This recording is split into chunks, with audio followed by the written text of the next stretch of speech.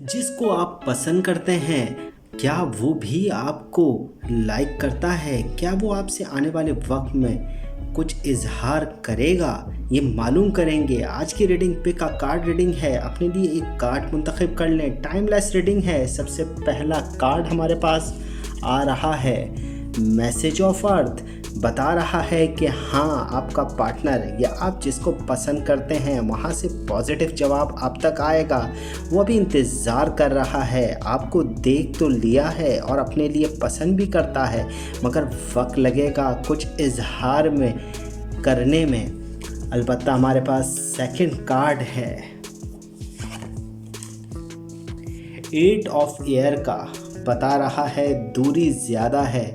जिसको आप पसंद करते हैं शायद वो आपसे दूर चला जाएगा या जा रहा है, वो आपके करीब नहीं आ पाएगा।